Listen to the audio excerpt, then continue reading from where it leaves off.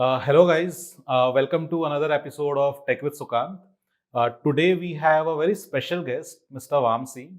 I have known him for almost a year. Very amazing person, very good engineer, and it's always an pleasure and lot of inspiration whenever I speak to him. So, welcome Vamsi to our podcast today. I know you have. I have been chasing you for this for quite some time, and today we are finally doing this. So Vamsi is the CTO of Axis Mutual Fund (AMC), right? And let's hear directly from the horse's mouth. If you can share a few words about yourself. Yeah, thanks for having me here, Sukant, and thanks for being persistent in bringing me here. My pleasure to be here. Great. So, Vamsi, how has been your overall, professional journey, which led you to where you are today, leading one of the largest financial institution in India, right? It's obviously no cakewalk for anyone. So, how do you think? What are those small scenarios, incidents, events that led you to where you are right now? And did you ever imagine that this is where you lead to eventually? Yeah, I think the short answer is yes. I think I firmly believed this is what I should be doing, Mhm. and therefore also augurs well in enjoying what I do today. But maybe we'll go back in history and see, what are those few Mhm. things that helped me, play the role and do what I do today, which obviously I enjoy a lot. Two things. One, I think failures. My early Mhm. failures come from trying to get into institutions of eminence, the IITs, the Indian Institute of Science, IIMs. Having failed at getting into each one of these institutions, I think has the role, that they have played in making me that much more modest and down to earth, and realizing that there's that much more that I need to strive towards to get anywhere that I want to be. That's one. The other point is around, kind of manifesting once you see inspirational leadership and kind of relate to where you want to be in your life. You have reasonable clarity when you are reaching, your higher 20s to early 30s. You Correct. have a very reasonable clarity around what you want to be doing in your life.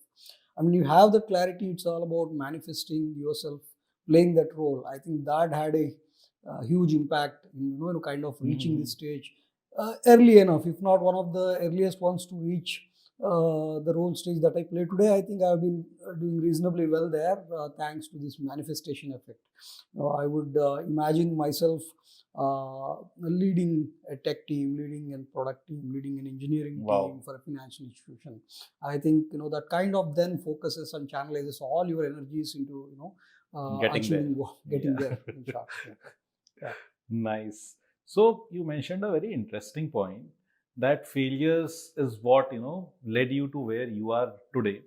Talking about IITs, IIMs, do you think not getting to IITs or not getting to IIMs uh, had any kind of unfair, advantage to those guys, for those guys, people who go to those tier one colleges and institutions, Yeah. right? So do you think what do you think you did differently than others? Because most of the guys who are sitting at an executive positions at CXO levels, 90% of the folks, 90% janata are probably from IITs and IIMs.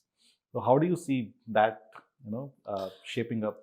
Yeah, I think it's a very interesting piece to talk through. Hmm. First, did it really put me at a significant disadvantage? I don't think so.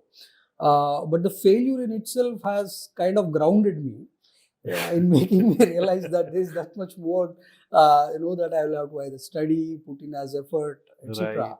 That's one. The other point is, a lot of the pedigree that we spoke about, Hmm. they never targeted, playing a CXO role within technology. If you broad base Mm, IITians, yeah. or even people who went to IIMs, or any of these tier one engineering schools and MBA schools, including the very business school that eventually I ended up attending, which is Mhm. SPJ Institute.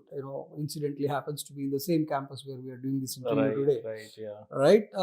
If I look at my own cohort and look at what their aspirations have been, I think playing a CTO's role or a CIO's role has been a minority choice.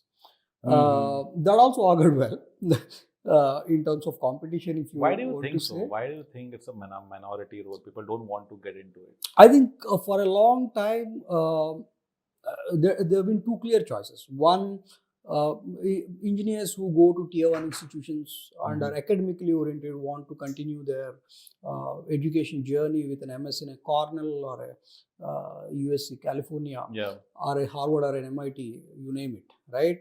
Or people from an IIM would want to get into the MBBs of the world, as you say, the McKinseys and Correct, the right. big fours of the BCGs, world, yeah, right? correct. Working with an Indian business house and growing into the ranks of you know leadership, playing especially a tech role, has never been the front choice for a lot of the cohorts that I have seen. Now increasingly it's changing, but at Yes. least the time when I've gone through my graduation, etc., I don't think that was the first choice that came to people's mind.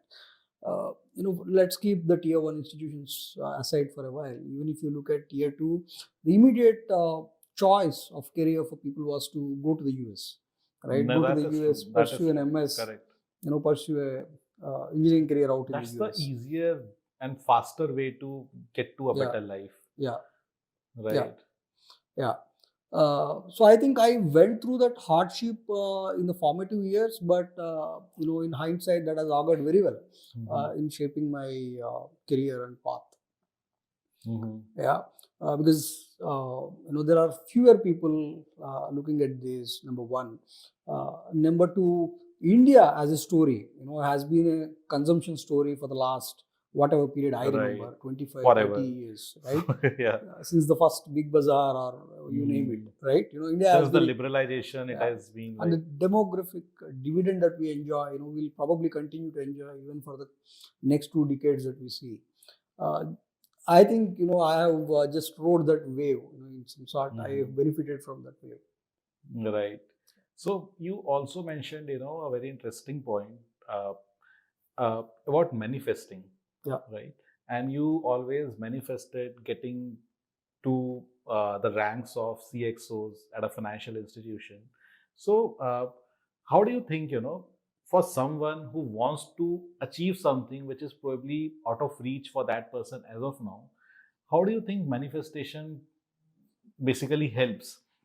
And how can people actually go about manifesting? Yeah, yeah. No, I think I can't talk for others, but let me narrate my story. If I have to narrate my story, I had some of the most brilliant mentors that anyone could imagine. The same people, the same institutions that I couldn't get into, but these people went to and have pursued the career that I today pursue. Enjoying that early mentorship, I think, has been a distinctive advantage that I've had in my career. Yeah. Many people kind of underplay the role of mentorship. No matter how brilliant you are, if you do not have the right mentor, especially in the formative That is true. 10 years of your career, Absolutely. you only go so far. So having had those mentors and relating to their leadership styles helps you decide whether this is the role that you want to play, and you also have a first-hand example of impact that these people are creating, and therefore try to follow the path and maybe do something at least as good as that, if not better. So therefore the choice is clear. Now once the choice is clear, and therefore you're constantly thinking about moving in that path, your actions are then just a derivative of what you're constantly thinking about. Right. It gets into your subconscious, I guess. Yeah, absolutely. If you look at real life, there are hoardings on the Western Express Highway all the time. You only see those hoardings that have been hovering in your brain all the time. Correct. If you've been thinking about investing, you'll suddenly notice this hoarding that talks about a mutual fund, that talks about stocks, etc. Yeah. The hoarding has always been there. It's not as if that has been put up for you on that particular day. That is so correct. Now I can. So I think that is what manifesting does to you. I can actually visualize that happening, right? Yeah. That makes a lot of sense.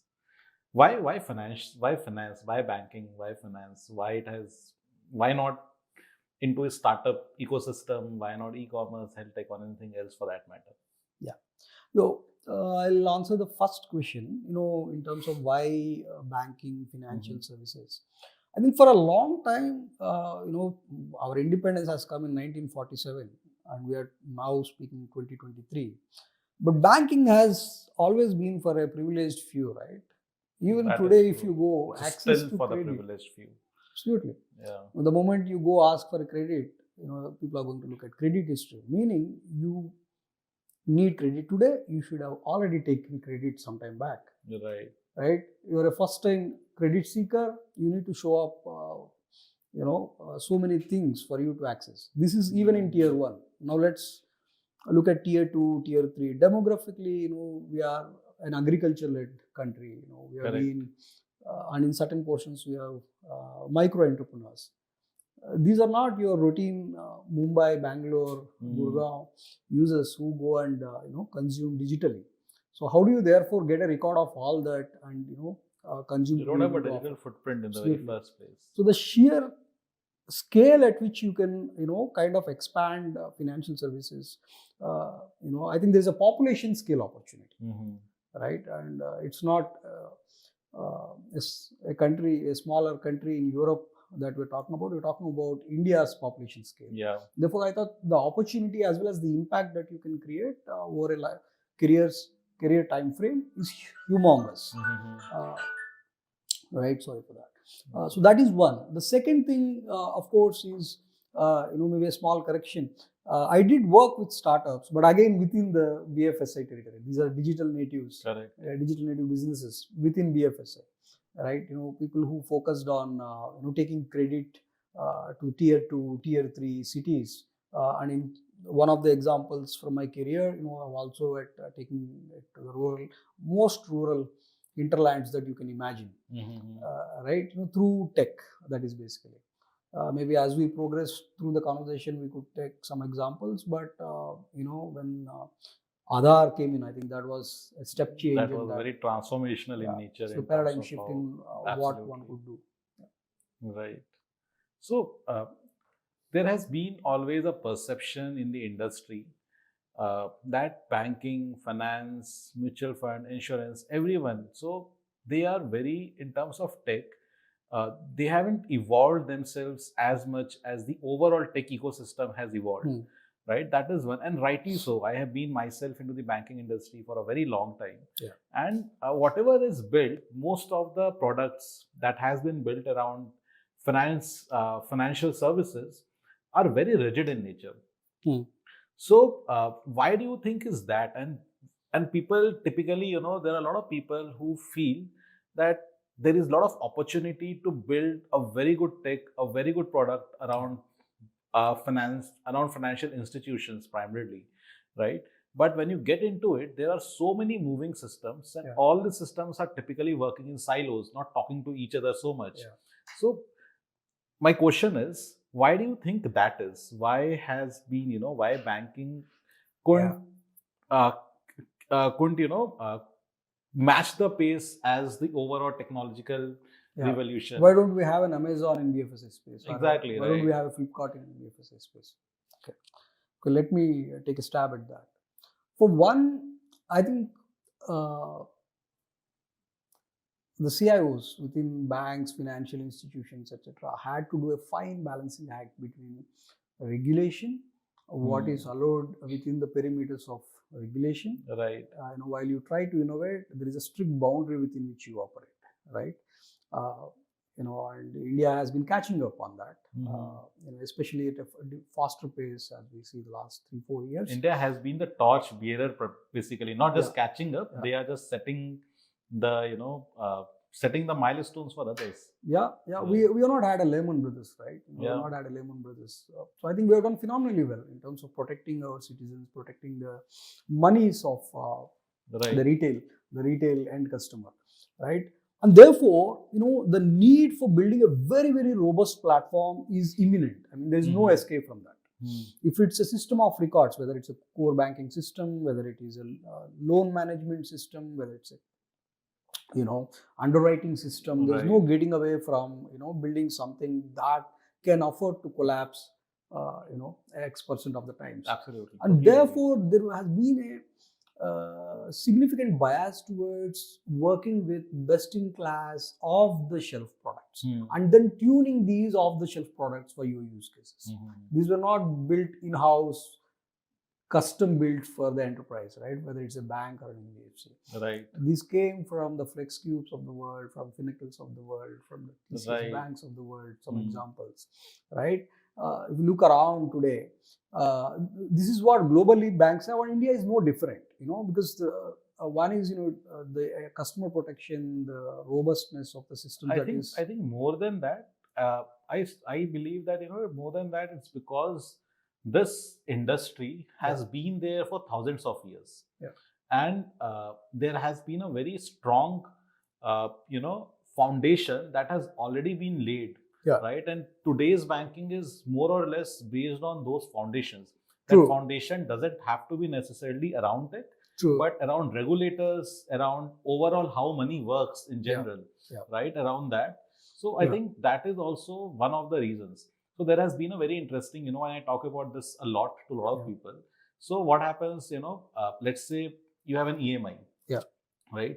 So although your EMI amount has been deducted today morning or yesterday evening, today you will get a message that your EMI has been due or it is overdue. If paid, then ignore.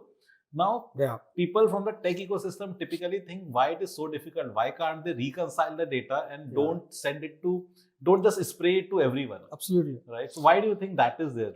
I think again it's about how real time can you get. I'll take the classic case of my own industry, right? In my own industry, which is the asset management industry. The registrar and transfer agencies, right? The RTAs, they hold the data for you, right? That's where the heart of your data sits. Right. And then it comes back to the asset management company, in a N+1 or whatever format you have adjusted for, to get the replication done. Real-time replication is expensive. And then to pull that real-time replicated data through various segregated systems that you have, the worst case scenario can be as bad as having disparate systems, all of the shelf systems having to consume this data and then send out all these unstructured messages, right, around EMI being due, cleared, etc. I think that adds to the complexity. But that's exactly, that's the problem and that's the opportunity for the digital natives. Right. If you see the Zerodhas or Grows of the world or the Upstocks of the world, that's where these are the very problems that they are solving for, right?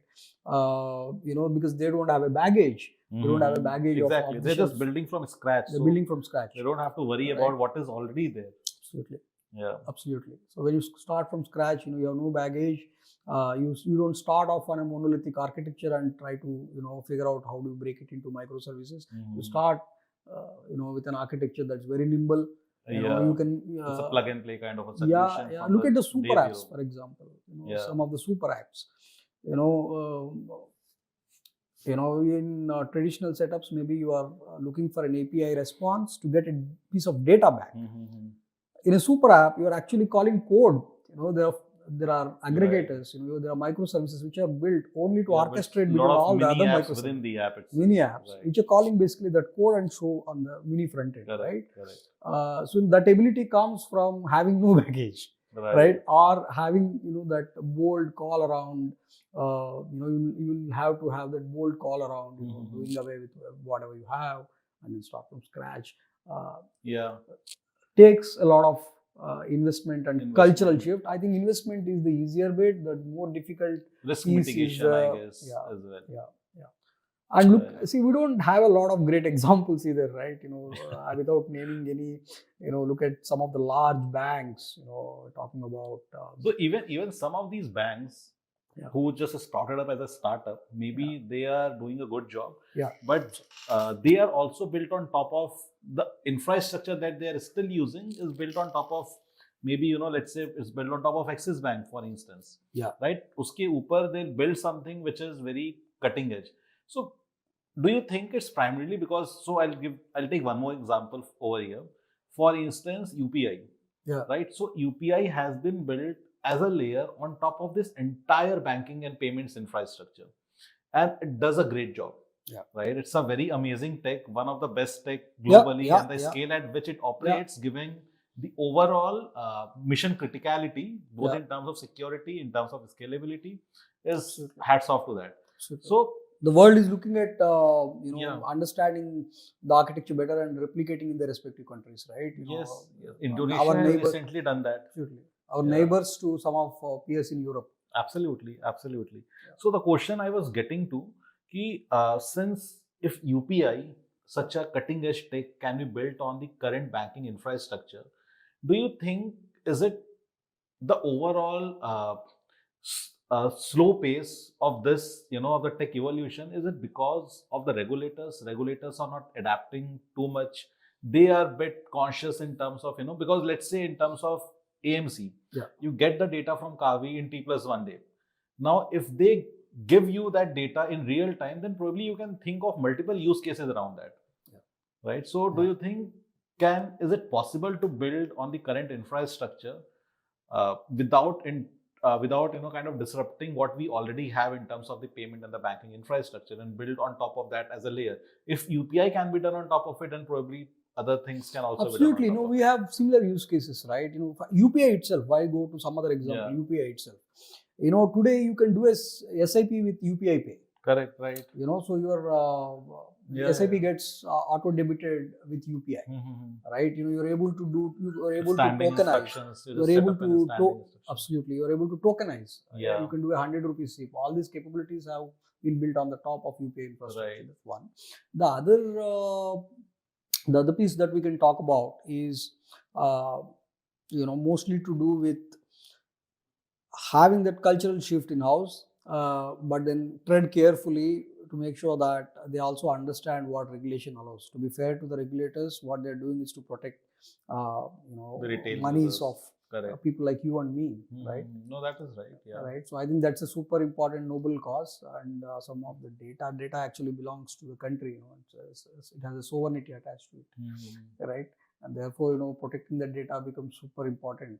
In your excitement to do a POC on something that has just come today, doesn't even have an enterprise edition on any platform, do you want to go ahead with a community edition and try out things? Maybe not in a setup like Right. a bank or a You will not. institution. Yeah. Yeah.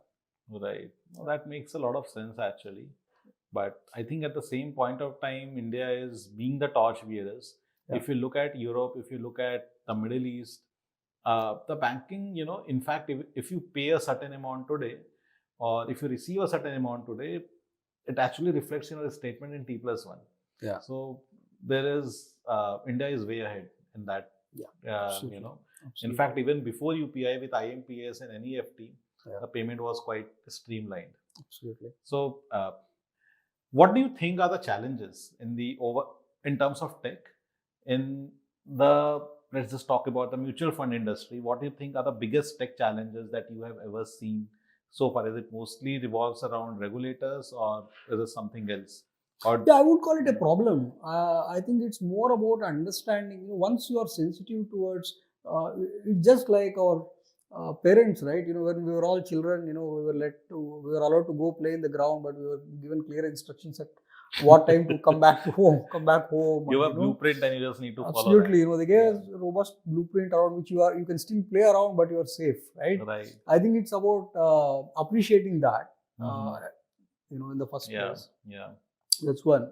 The second is historically we thought, okay, look, we have a large physical play. We have branches all around, and there are mutual fund distributors spread all across the country, and therefore, as long as we are able to pull in data, push out data, APIs, etc., we are done. We never had enough emphasis on the design elements of the user interface. Even if you were to go with a digital asset, whether it's a mobile app or a web portal, the focus on the user experience has been very minimal. Right? That's a makeshift that's happening right now. Today we have digital product managers working in asset management companies, which was earlier limited to maybe NBFCs, insurance companies, etc. I think now that is spreading to mutual funds, thanks to the invasion of all these digital natives like Gross, Zerodhas, etc. I think that's happening. The digital product management as a way of life has happened. Number two, agile as a way to go about development. not restricting to large scale projects that will just keep going on for months and months together, but to adapt to that style of development which is agile. At the same time, your security is also agile, as in, you're doing more dynamic testing than static testing. Your release cycle is closely married to DevSecOps. Therefore, you're tick boxing your security, but at the same time, you're also going in an agile way. You obviously realize that you can't really achieve something called perfection, right? Perfection doesn't exist. Perfection is perfection as of today. Perfection is a perception, so yeah, it's a perception of what is good today, right? And that what is good today changes over a period of time. 3 months later, the customer evolves, and then evolving needs can never be fulfilled with any system that you build today. Therefore, you anyway have to adapt. So I think that appreciation is also coming. I think if you just rewind 5 years back and then look at the AMCs, the larger AMCs today, I think there's a very clear appreciation for doing things natively on digital platforms. Thinking about the user first attitude, simplifying the whole journey for them. In fact, there was a challenge that we took, right? The number of clicks from the time somebody comes on to somebody checking out. What's the time? Getting into the nuances of of user experience. Right. One more, a common pattern that I've observed in the industry. So if we look at the top 1% engineers, very good engineers, they are quite apprehensive of joining any of the banking or the financial institutions, right? Why do you think so? No, again, I think, sorry, maybe we'll end up boring the audience to some extent if I repeat, but at the cost of it, it's again the same controlled environment. When you're young, you are eager to try out multiple things. For example, I'll tell you a classic case. When we were doing a pilot on Kubernetes, the person who did the POC was a 21-year-old boy from one of the tier 2 engineering institutions. He was a campus hire. He taught the entire team, how to go about setting up the, EKS engine, and how do you then, play with Docker and EKS, because we were already on AWS, using the Elastic version of Kubernetes. But this whole thing was done by a literal fresher, engineering fresher, right?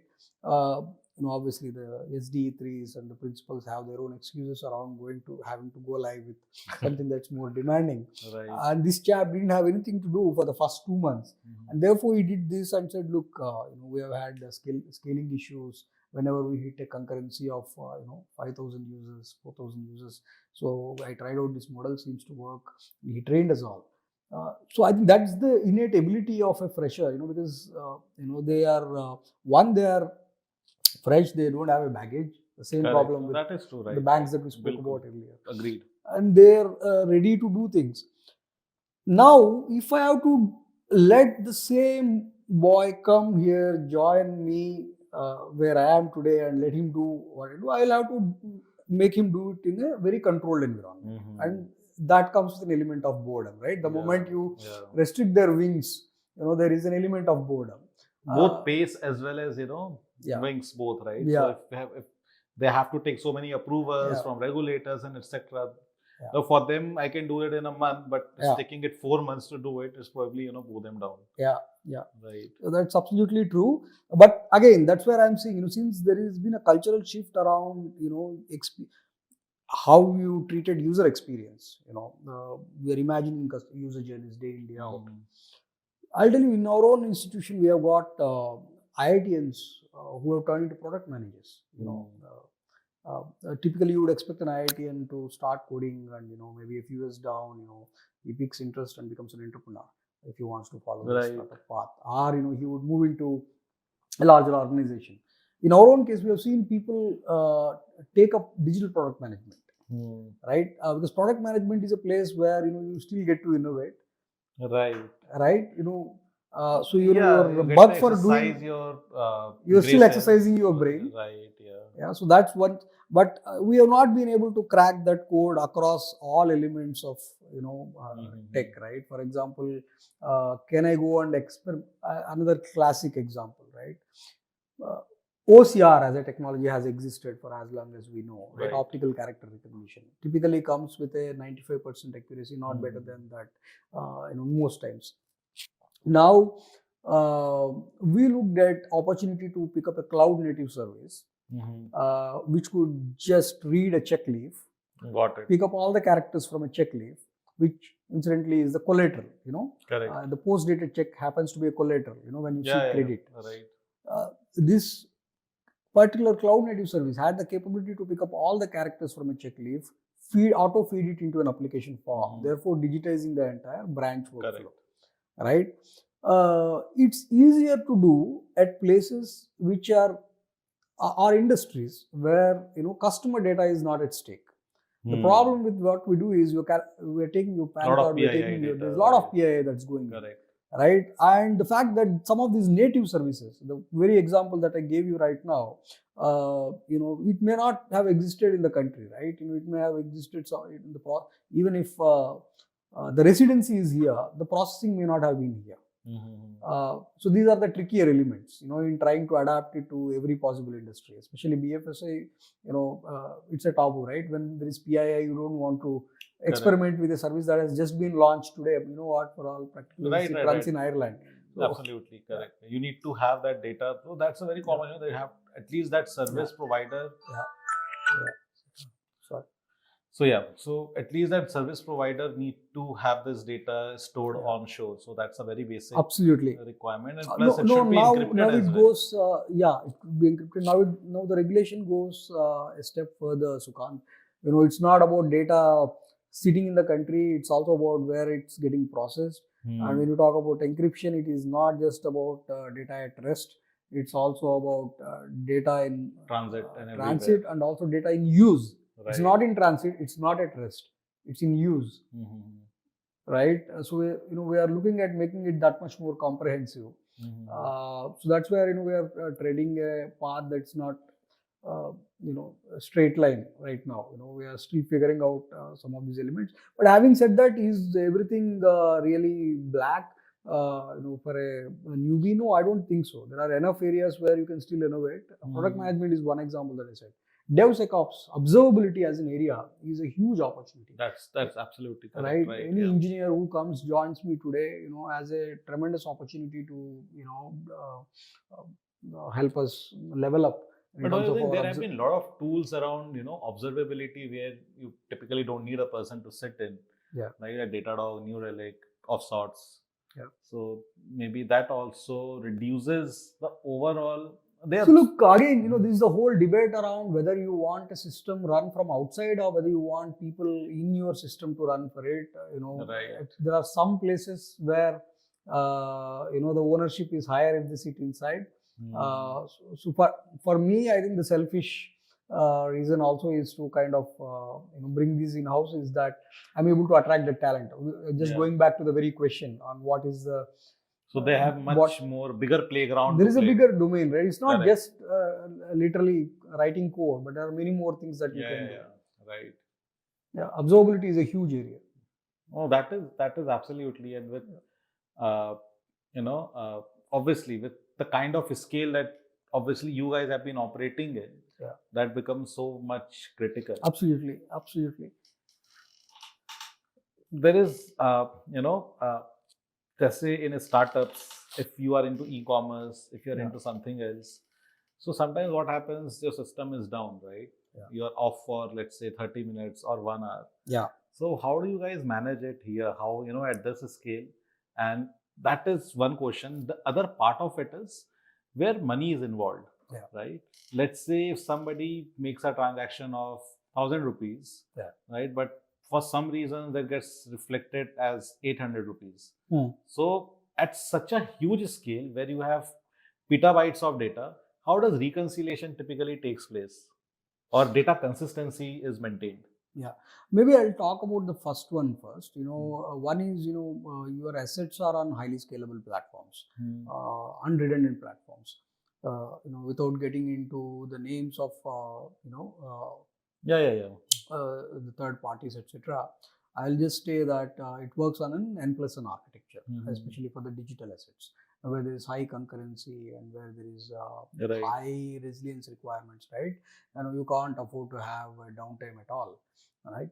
So these assets run on N+N architecture, right? That's one. Second, they're all in a cluster of containerized environment. It's a containerized cluster, right? And therefore, downtime per se, touch wood, I've not seen downtime. I have not literally seen downtime in the last whatever time that I remember, right? 12 Oh, to, nice. That is yeah, I've not seen, quite nice. and neither do I think I have an opportunity to suffer that, right? Honestly. So downtime per se, we've not seen. But yeah, again, when you talk about applications, for example, a contact center, a CRM, which is on premise, there is a higher probability of experiencing a downtime than the RPO and RTO come into play. Your RPO, RTO are typically going to be around 30 minutes, and in some odd case where you had a, blue moon day, where you don't know what went wrong, you might have a slightly longer downtime. But again, it's a question of how soon you want to trigger your DR. The DR exists. Correct. Right? A near real DR exists. How do you decide? How do you decide? It's when about exactly. Yeah. To, So it's. I think I'll that. go back to the academic life, right? For examples. When you sometimes when you're going through an exam, tough exam, and you encounter a question, you really sit on it. You at some point of time your brain starts taking it as a challenge that oh no, I got to crack this, and in the bargain you end up wasting a lot of time. You could have cracked 10 more questions in the same time that you spent on that one tough question that you wanted to crack. And in the end, you are still a 50-50. You never know whether you crack it or not. I think it's the same conundrum with downtime. When there's a war room happening, there are three teams struggling to put a solution together for a downtime. At some point of time, there's going to be this one maverick who's going to say, okay, look, I can crack this. Just give me a little more time. That little more time is undefined. That hope. Right? Whereas the most easy solution is to say, okay, let's switch on the scenarios coming absolutely in front of me. So the idea is to keep your ego away from problem solving, Right, because you're not dealing with a personal problem, it's an enterprise problem. Correct, right. Millions of dollars at stake. Yeah. Right. No, nice, interesting. And so, like you mentioned, right, you haven't seen that kind of incident happening much. Yeah. Now, what happens is, and this is for our audience who are on entrepreneurial audience basically, who have been building some kind of financial product or any other product for that instance, right? So people who are not from the tech background, they get very adamant about कि downtime तो होना ही नहीं चाहिए, right? And when you're building a product, it's not always possible, because when you build a product, it takes time for that product to get stable and get to a state. And that too, if you are making changes, right? If you're shipping new features to that product every week, how will you bring in that stability? So what is the message for those guys, like how they should look at the product and how they should not get that mad about, getting few downtime of couple of hours once in a while? Yeah. No, I think the idea is to look at yourself as the customer. When you are at a McDonald's queue, you still want to be the quickest one to get your burger, even if there are enough people standing in front of you, right? So I don't think we should attempt mending customers' minds. The idea is to play in their minds the active need to manage tech debt. Right, and factor tech debt as a significant activity within your Scrum stories or within your Jira stories, what have you, right? My idea is to apportion at least 20% of your life cycle to just managing tech debt. Correct. Right. Any asset that you build today is going to accrue debt, right? There could be bad code debt, if there is a word like that. There could be debt around patches that you need to roll. There could be debt around security. There could be debt around OS going, out of life. There are multiple scenarios of debt that you can accrue. The easiest debt that will accrue if you are in our shop is people writing bad code. Right? And that has to be flushed out at regular intervals of time. And that's not going to happen if your product or if your business teams are not in sync with the need to clear tech debt, right? And if you continue to accrue tech debt at the same time, think you're going to be as agile. It's like accruing fat in your body and thinking you will still run as fast as you were running earlier. Last year you never had fat, so you have to be lean. You have to be lean. So you have to clean up the baggage. Absolutely. I think that's one critical learning that I have had. and convincing leadership, and it has to be top down, right? Right from the top, there has to be a subscription for this philosophy that, look, 20% of the time my engineering or my technology team is going to invest in managing the technology debt, right? And therefore it's just 80% of the time that they are going to work on net new requirements. Correct, right. In fact, I will go a step further and say, while you are investing 20% into clearing tech debt, you're also looking at investing a smaller portion, whether it is a 10%, 15%, in tuning performance, right? Right. In tuning performance. So you want to clear your debt, you also want to tune the performance and then you want to work on new requirements, right? And therefore an asset that you currently have, it's an engine that's still getting you customers, and you're seeing thousands or lakhs of footfall there. The idea is to give the best experience for these people who are already coming to your platform, for maximum stickiness, for maximum retention of these customers. I think also has a play in business, right? Right. It's not just about newer requirements all the time. So if I have it's not a magic number or a magic formula, but I think there has to be a number that you dedicate to tech debt as well as performance tuning in addition to net new requirements. Got it. So tell me, Vamsi, how important you think is perfectionism, and does it really exist? Yeah, I'll look at this in the context of a lot of budding entrepreneurs, right? The whole idea of getting a product right, or the kind of the sheer idea with which you start. There is a hypothetical idea, there is a problem statement that you try to solve, and then you hit the ground. Two things happen. One, you don't know, you're not yet met your customer while you still, you might have done some empirical market survey, you would have gotten a pulse. You haven't been on ground. You've been on ground. You're not been on ground, right? Yeah. So it's a classic difference between net practice and actually playing on the very day, right? There are weather conditions, there are pitch conditions. What you were talking about DR, right? So you can build a lot of theories around how DR will work. Yeah. But when it actually gets when rubber hits the road is when you know what happens, right? So absolutely. So hold your horses until you actually go with the product, and keep on the back of your mind that only thing you need is obsession to customer wellness, right? Your only obsession is with customer happiness, and every feedback is good feedback. And maybe just circling back to where we started this conversation on the pillars that have helped me in my career. I think failures are the best things that can happen to you, right? There is a net output of a failure. Right. The net output of a success is that happiness which is momentary, right? But the net output of a failure can transcend through years and decades of your life, because that's one lesson that's always on your back and will therefore help you propel. So your feedback is really good. If you have feedback, negative, positive, I think that's gonna help you shape your product that well, as long as the obsession towards customer success is there with you. Right. So that's one thing. Second, the problem statement, that was the genesis of your starting up. The problem statement would have evolved.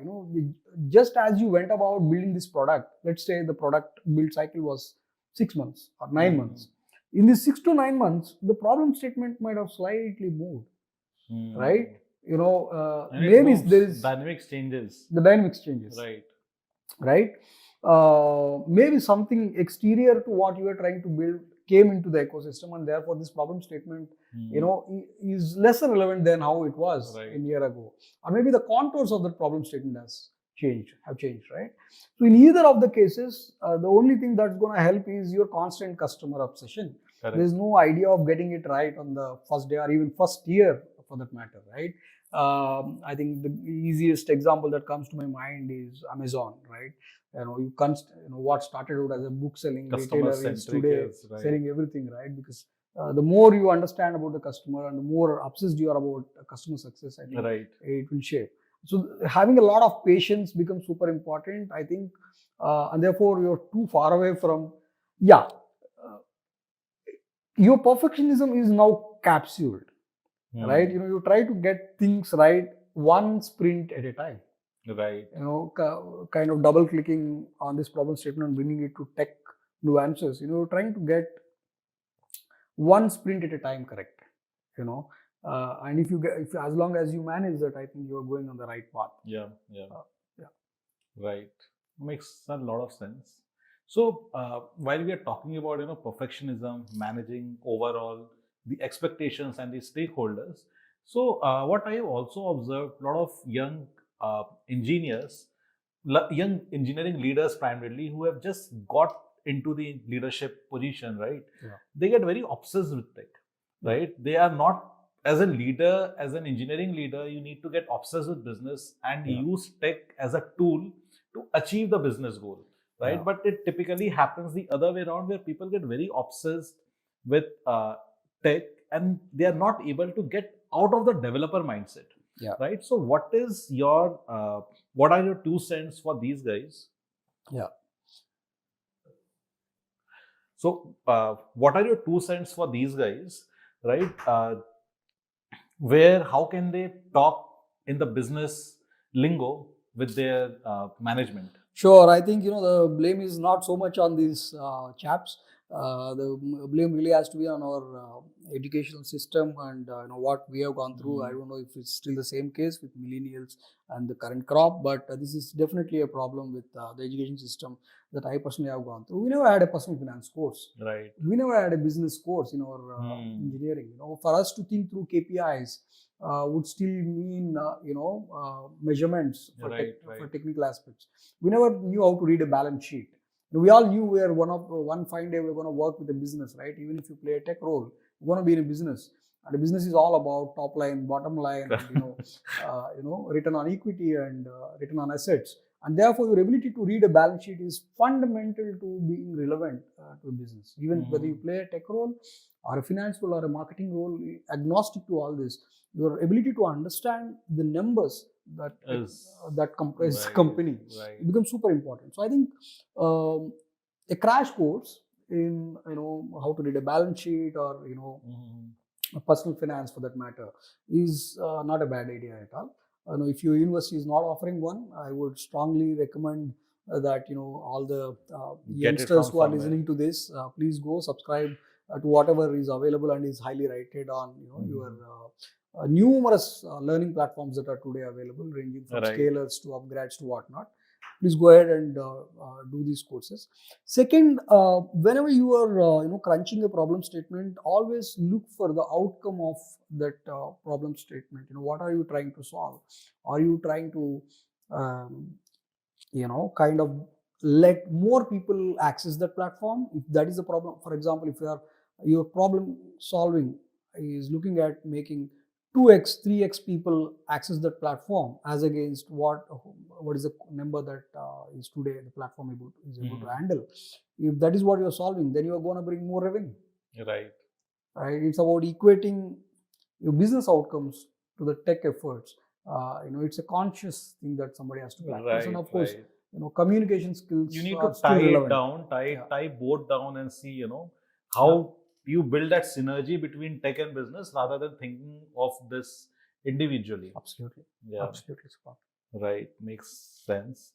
So, moving to my next question, Vamsi, you have already, at such a young age, you are already leading one of the best financial institution in India. Where do you see yourself? What is next for you? What are you striving for? Yeah, I'm not sure I can call myself really young, but maybe young. You're being humble. Yeah, but I think see, if I have to imagine my next 10 years of career, Sukant, or next 15 years of career, I'm not really looking at any industry where I should be pursuing my career, right? Having invested my past 21 years of career into uh, certain industry. What I am trying to do right now in the next 10-15 years is whatever industry offers me that ability to give back to society at scale, right? Anything that happens at population scale is a bonus. Yeah. Because for way too long we have been just serving the tier 1 cities, right? We have got a bubble. You got a Gurgaon, you got a Bangalore, you got a Mumbai, and then you got India, right? The Bharat, right? Any problem statement, for example, take healthcare today. The ability to digitize healthcare is tremendous. The problems that you can solve for them is tremendous. If you come back to the sector that I currently work with, whether it is about taking credit to the nth mile, whether it is about making the last customer sitting in Arunachal or Tripura, investment savvy through digital means. The ability to use tech to reach your last customer, your customer in the hinterlands. That's what excites me. It's the scale. Right. In pure tech language, scale excites me. Getting to the next layer of users who do not have that accessibility to what we have. Yeah, absolutely. And if I have to kind of take leave from this conversation with one humble submission from my side to any youngster watching this, please be mindful of the fact that just there is a saying, every 7 years or maybe 8 years, the entire cells in your body kind of degenerate, and you are a totally you're a new person. You're a new person every 7 years, right, or 8 years. Right. It's exactly how your aspirations and your outlook towards the world, the perspective that you hold towards career changes, right? Maybe not even every 7-8 years. It could be shorter than that. In my own case, every 5 years, I've had a totally different outlook towards what I want to do in life. So please be open to that. I think if you have failed when you are 18, if you have failed when you are 25, it literally means nothing. It means you have learned those 2 lessons that are going to stay with you for the next 20 years. Right. That's it. And there is nothing more to read into failures. But failures are your best friends. I think stay put and go on with the mindset that every 5 years you will find that a new problem solving opportunity, that new opportunity where you can take part. In extending your prowess, your capability to population scale. I think that's one thing I would submit. Perfect. Sounds good. Thank you so much, Vamsi, for taking time today and my for pleasure, being here. Thanks for had a lot of fun, and I'm sure a lot of people are going to take inspiration from your journey and going to reach places. Thanks again. Thank you.